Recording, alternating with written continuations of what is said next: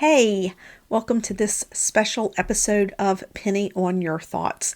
This week, we're sharing with you an encore episode.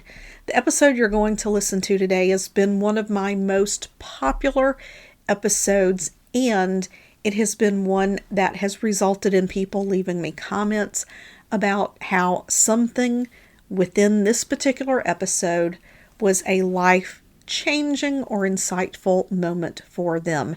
I hope you enjoy it, so let's dive right in. Hey there, this is the Penny on Your Thoughts podcast, and I am your host, Penny Chason. I'm a board-certified hypnotist, intuitive, and experiencer. This podcast is about tapping into your subconscious to create a more aligned and abundant life. By leveraging our subconscious, we can master our thoughts, frequency, and vibration. Fusing the conscious, subconscious, and our consciousness is the science of expansion and soul satisfaction. Each week, I'll share in-depth interviews or solo episodes. This podcast was created to share how you have the power to create infinite potential within you. It's my intention that you find this podcast empowering, inspiring, and full of possibility. Now grab your favorite beverage and let's go. In the last episode, I kind of wrapped it up talking about how a 15-second TikTok video derailed my mindset. And I was just absolutely floored because when we're transforming our identity and you are up-leveling your identity, you want to surround yourself. I think it was Jim Rohn, I might be incorrect, that said, that we become the average of the 5 people that we spend the most time with. The reason for that is the conversations that we hear, the conversations that we engage in, the way that other people talk about their lives, the way that they believe about their possibilities impact us. It impacts us, right? So consider where you're spending your time and where you are consuming information. It can be your relationships. It can be news channels. News channels are terrible. Just don't even get me started. If it has 3 letters, just don't watch it because they're programming you for fear. If it bleeds, it leads. And when they get you in fear, you are just absorbing information like a sponge. They are bypassing your critical factor, coming and going all day long. You'll remember that I talked about how your critical factor is a part of a filtering mechanism where it can keep things from changing your beliefs and the way that you see the world and your identity. So when you are transforming that identity, you want to consume information that aligns with the identity that you desire. You want to have relationships with people who embody the identity that you desire. This may mean listening to podcasts. It might mean, watching videos on YouTube. It might mean joining a mastermind or I don't want to say support group. That's not the right word I'm looking for, but maybe there are social groups that meet in person that you can join. People who like to be runners and they are half marathoners or ultra marathoners, they tend to join running clubs. Whether it's online or they meet in person, they connect with people with the same mindset. They connect with people that they aspire to be. Now, recently, I was on TikTok, and I actually went on there looking for some very specific information. There are a few people I follow who are branding experts, who are business coaches, consultants, and I was, scrolling through some of the videos, and the video popped up, and it was one of those short 7-second, 15-second videos, and it says, hey, if you're not connecting with your ideal client, maybe you're not using the types of words that they use. So instantly, with me having a, master's degree, bachelor's degree, all the papers that I wrote, my subconscious mind, because that's part of my identity, right? And it's one of the things that I've had to overcome in my business because I cannot speak to my ideal clients like I'm writing an academic paper. However, but because that's a part of my identity and my ideal client is at a certain level of success, I have preconceived notions. This goes back from that 0 to 7 years old, and plus all the reinforcement you get through life. I had that preconceived notion or belief around expectations that my ideal client has of the people that they tend to want to socialize with or who they would reach out with to help them. When I heard this 15-second, 7-second, 15-second TikTok that says, oh, if you're not connecting, then what you need to do is it's okay to use some big words, go buy this book and you can pull some big words and use these big words. The impact it had on me at a subconscious level was beyond just like, hey, pepper in some of these words. My subconscious mind literally took it to mean that if I want to work with these clients, that I have to talk like them, that I have to speak their language. And that was not the intent of the person that shared this, I don't believe.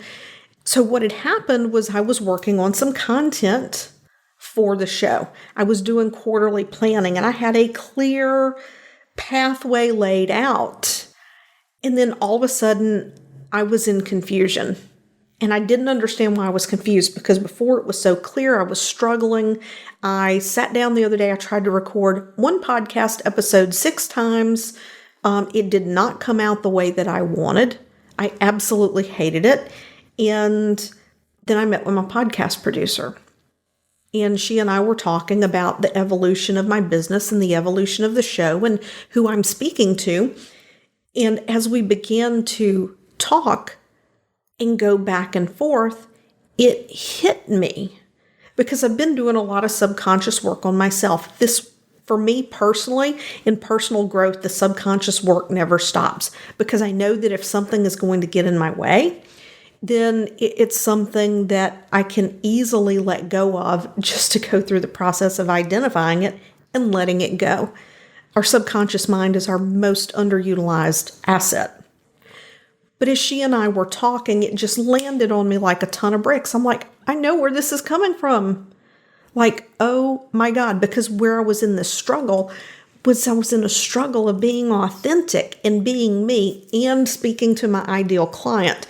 And the impact that video had, the way it ignited and embedded itself with things I had previously learned and had taken in to be part of reality of how the world works, was causing a little bit of imposter syndrome. But it was imposter syndrome that wasn't really imposter syndrome.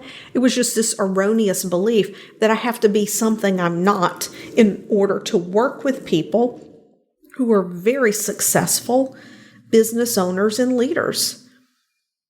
In 7 seconds, I derailed my clarity in my business. And the reason is that social media is designed to put you in a trance. It is designed to put you in a state of focused attention. So it didn't matter that I was going to look at helpful content. By the very nature of the fact that I was scrolling through these short videos looking for something that would just kind of feed my mindset in a positive way, my brain took in that piece of information and it absorbed it according to my old belief system. And it reinforced my old belief system, and that tripped me up. So when you're looking at your identity, take into account that information from outside sources, depending on the state that you're in when you consume that information, it can and it will influence your identity if you were not critically thinking in that moment and you are just sucked in and absorbed. There are so many ways that I could dive into how media, TV shows, movies, talk shows, the way that they bring people in and they subtly embed suggestions about society as a whole, suggestions about the role of people in society, the role of government in society, embedding suggestions that people who are wealthy are evil, that people who are wealthy are out to get the little guy, right?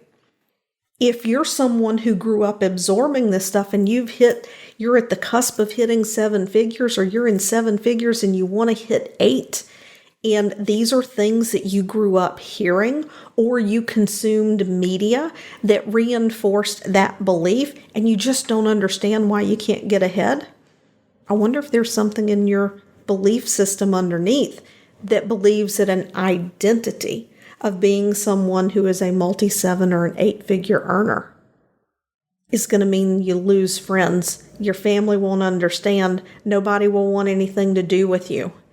Believe it or not, that is something I commonly see with clients. It's impossible for you and I to connect and for me to immediately go, oh, this belief is your problem.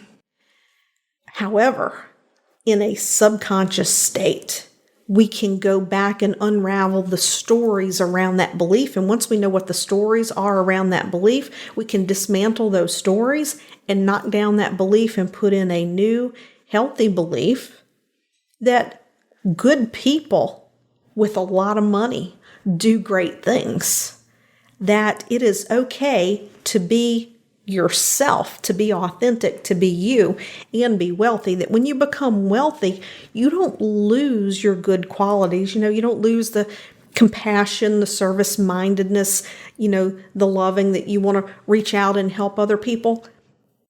See, that's programming. That's all programming that people have. So if you're struggling with success, if you have a fear of losing it all, right? That's another common thing. You have a fear of losing it all somewhere in your belief system, on your deeper subconscious identity, somewhere in the belief system, there has been a pattern of information that has been absorbed as reality that, things are really bad if you don't have, right? Sometimes people go into business and they become successful to never have to be in a situation they were in when they're younger, or to never have to struggle the way they watched their parents struggle with money, or to know that they can easily send their kids to college, any college they want, and not think about it because maybe they weren't able to go to the university they wanted to go to because they didn't want to burden their parents. And, the simply not ever wanting to be in that situation is enough to create a pattern and identity that generates this fear of losing it all. And then that fear of losing it all, it can cloud your decisions. It can make things murky, can make things challenging. So the things that we absorb that influence our identity come from a number of different places. If you're someone who practices affirmations or scripting, it's a great place to start. But if you can't pinpoint where it's coming from, and as these things go, they tend to go in cycles, right? Like you're just trucking along, you're doing really great for a while, and then all of a sudden it's like, wait a minute, where did this come from? And then you manage to work through it, and things are good again, and then it crops up again. What did it cost you to get caught up in that, even though it got better on its own, but then it comes back? What did it cost you in that time period when you were caught up in that? How did it slow you down? How did it impact your decisions? And it's something that you really want to take care of. So guard your identity closely. Guard your subconscious closely. And I guess guard is the wrong word, right? It's not like we have to be at attention and whatnot. Be mindful of what you feed your mind. Be mindful of what you feed your mind. And create the identity that you want and start living from that identity as if it already happened. And if you're bumping up against things, if there's resistance, it's like, oh no, I don't believe I can have this, or I don't believe I can do that or be this, then maybe you and I should connect. We could just have a chat, see what's all is going on underneath the surface. I would really appreciate it if you would take a moment and head over to your favorite podcast platform and leave a positive review about the podcast. It helps me to reach more people, to help them to enlighten, elevate, and expand their lives. Be sure to subscribe to the show if you haven't already, and I look forward to seeing you back here again next week.